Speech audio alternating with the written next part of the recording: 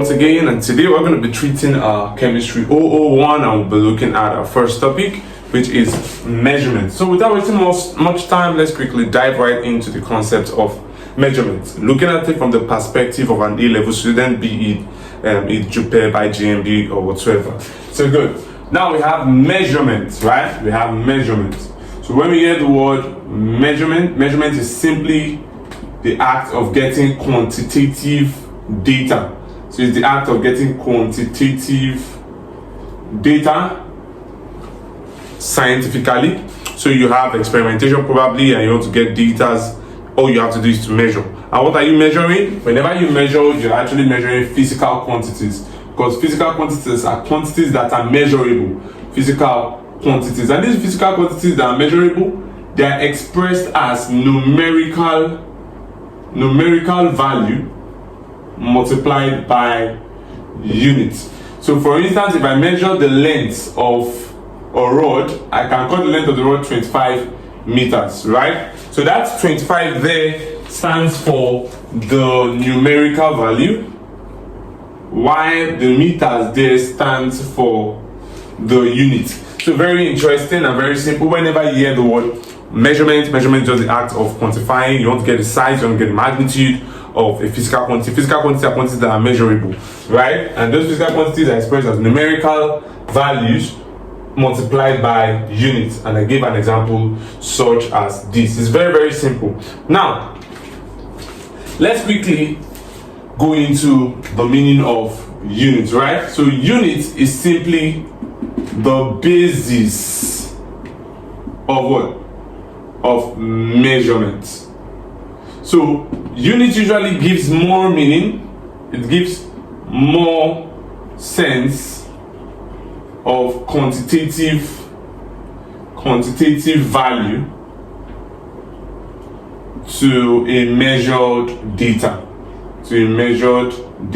So when I say 25 meters, it's different from saying 25 centimeters, it's just different from saying 25 inch. You understand? So what actually gives the relative multiplicative effect on the value of a measured data is the unit. And then when you look at it, you can see from your syllabus here, your outline, we are supposed to discuss basic units and derived units. Now, where does this thing come from? It comes from the fact that we know now that physical quantities can basically be divided into two. If you look at our physics playlist, we divided into three. That was for physics, where we had this supplementary quantities, but this is chemistry. We wouldn't be going into all those things. So physical quantities, right? These physical quantities can simply be divided into what? Into two kind of quantities, each having their different kinds of units. So we have two major kinds of physical quantities: division, and what are they? We have our basic, and then we have our derived.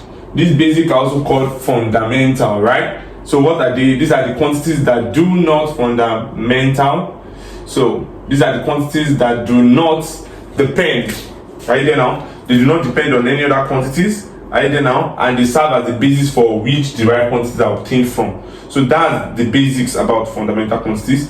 And the units of the fundamental quantities are called basic units. So the unit of fundamental quantities are called basic units, or you can call them fundamental units. Just where you have fundamental quantities, you have fundamental unit or basic unit. Same thing with this, you have your derived units.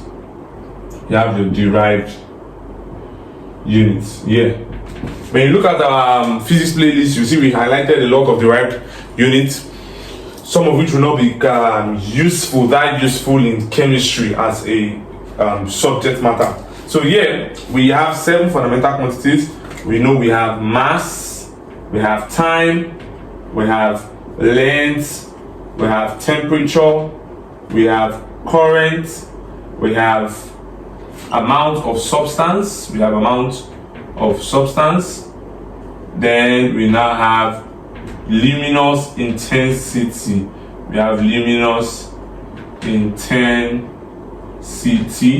So I think all of this is supposed to count as what?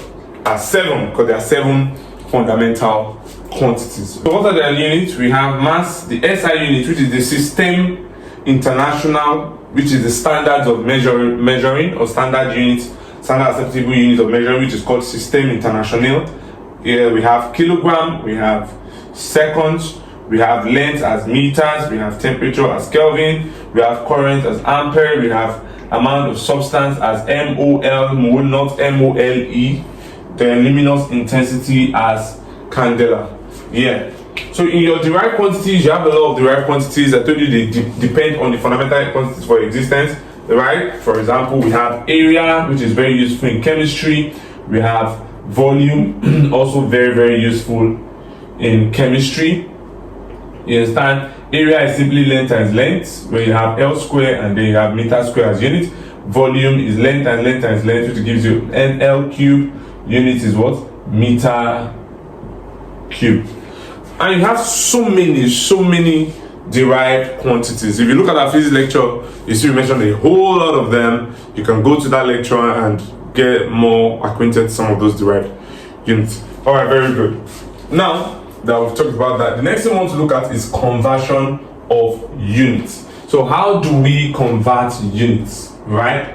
Conversion of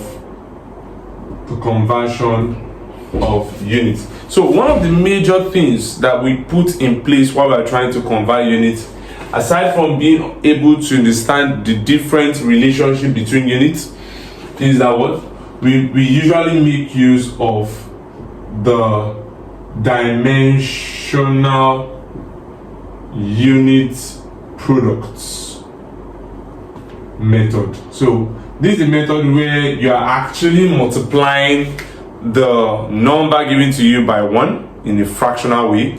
For instance, now let me give you an instance. Now we know that 1 kilogram is equivalent to 1,000 gram, because a kilo is 1,000. So if you say 1 kilogram, it means 1,000 gram, right?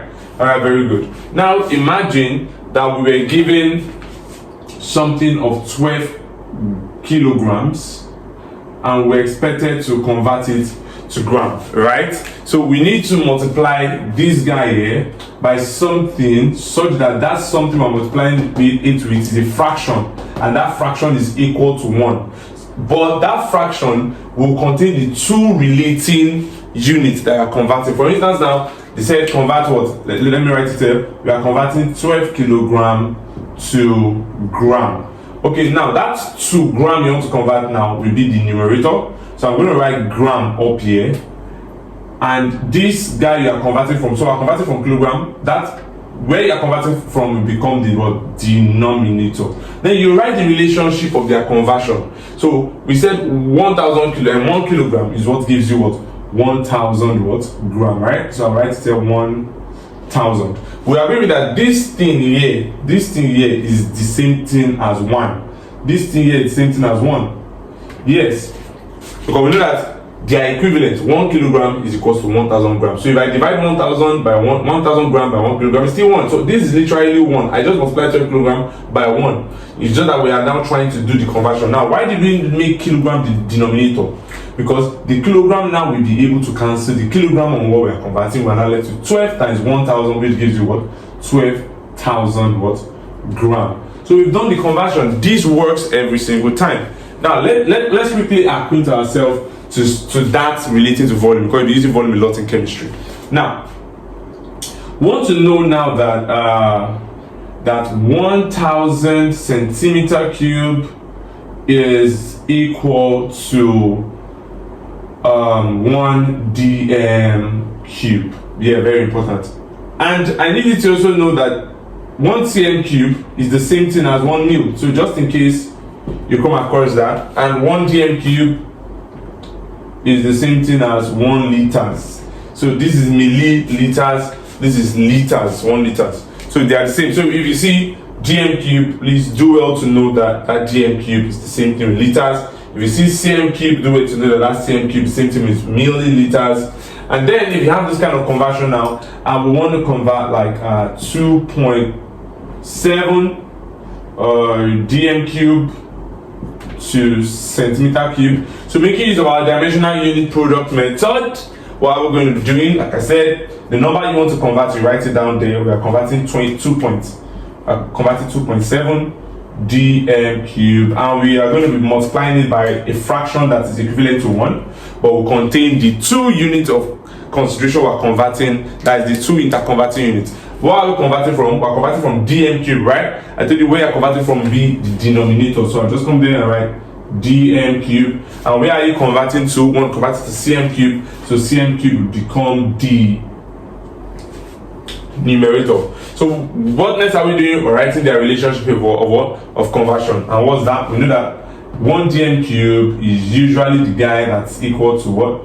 To 1000 centimeter cube. And what do you do now?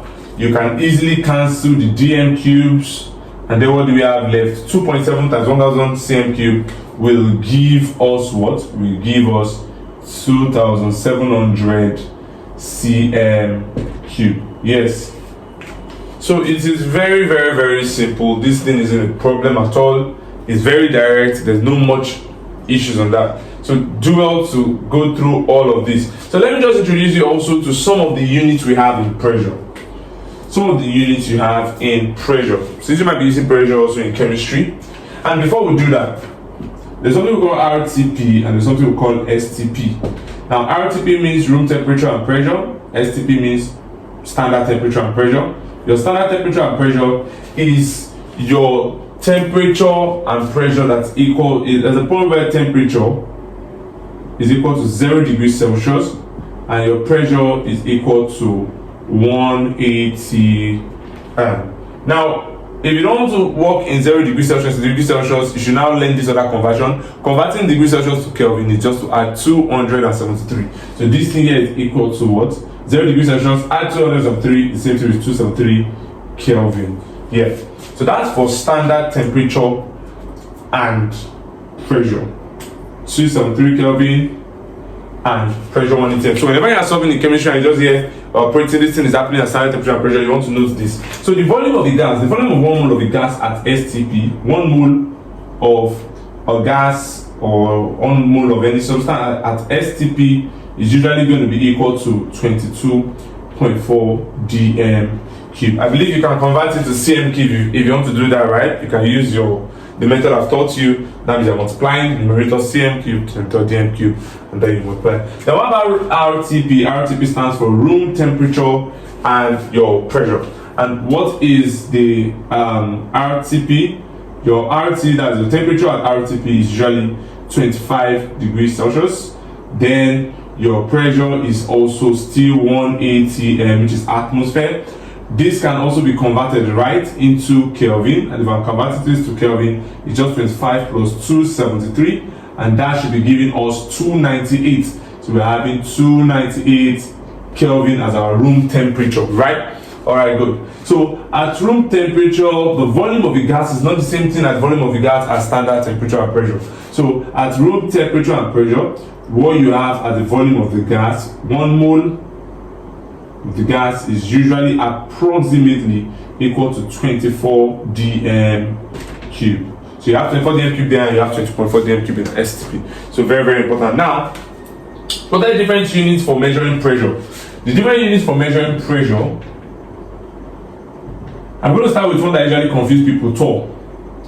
It's very important for you to know that torr is the same thing as millimeter mercury. Millimeter mercury.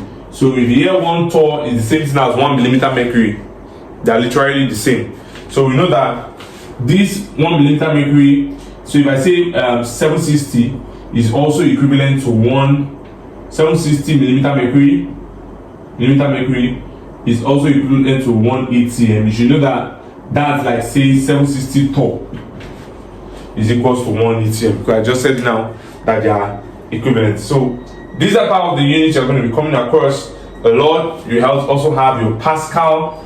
Pascal is another unit of pressure, right? So where you have your 1 Pascal, you understand? You have your Pascal, and Pascal is usually equivalent to what? Pascal is usually equivalent to your, like 1000, sorry, I was going to say 1000 Pascal, you'll find it equivalent to 1 kilo Pascal. Whenever you hear the word kilo there, that kilo there just stands for 1000. Alright. Okay, so, and this same Pascal, 1 Pascal, is usually approximately equal to 1 point. Okay, let's first relate it to Newton per meter. Is the same thing as 1 Newton per meter square. Yeah, it's the same thing as 1 Newton per meter square. But if I want to relate your atmosphere, 1 atm to Newton per meter square, you'll be having your 1 atm to be equal to 1 point, approximately 1.013 times 10 raised to the power of 5. Yeah. And then you have one again that we call bar. And that 1 bar is usually equal to 100,000 Pascal.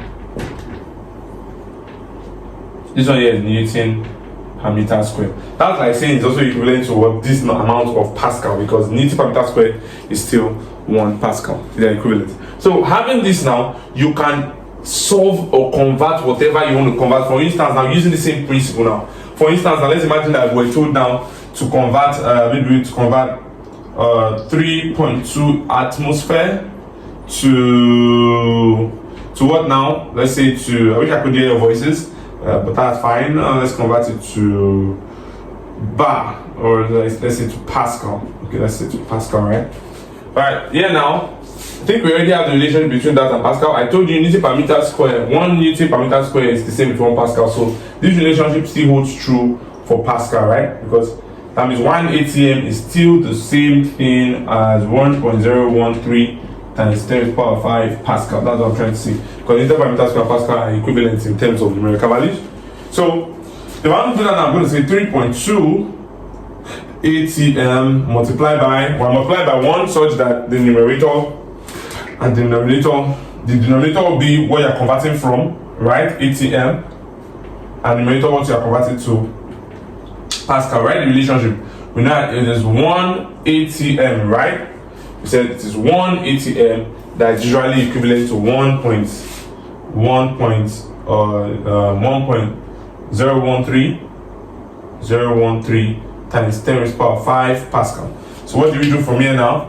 We cancel ATM with this, and then we multiply 3.2 by this. Whatever you get now is your answer in Pascal. So you see, it's not complex at all. It's something that's very, very simple. So that's everything about conversion. So whenever you want to convert, just make sure you're breaking down your dimension, just making use of the dimensional unit product method, where you're multiplying simply by the relationships in the ratio that is equal to 1. Very simple. Alright, now we're going to be going to significant figures now. So when we hear the word significant figures, right? Significant figures are all digits that expresses their precision. It expresses their precision in a given calculated value. And usually when we say they express their precision in a given calculated value, that means that's like saying that their degree of accuracy or closeness to an actual value is known. So we are certain, it means that we are certain about a certain amount of value that are present in that digit, because every significant figures are made of 2 kinds of digits. In that significant figure, you have your certain digits that are certain, and you have one uncertain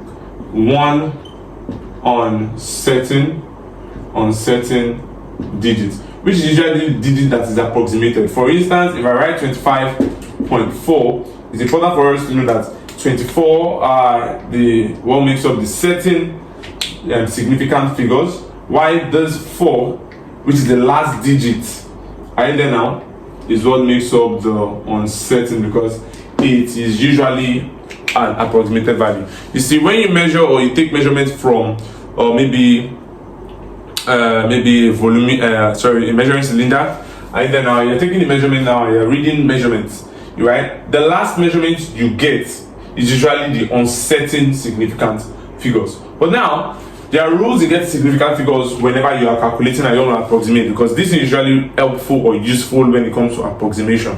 Now you want to approximate, right? And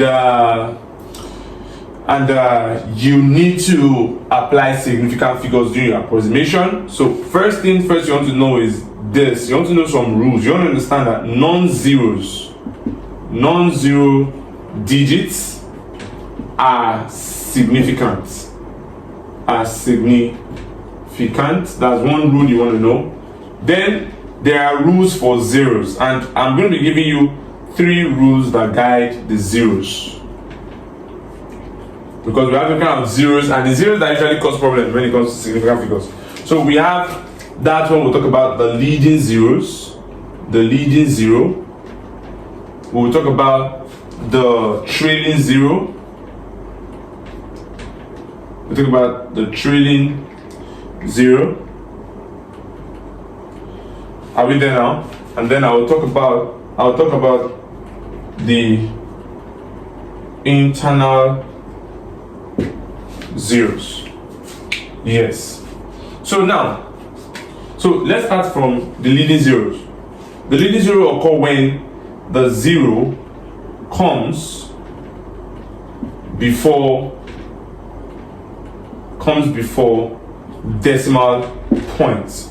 So in case you're having 0.000247, or maybe you're having 0.0126, this is a leading zero here.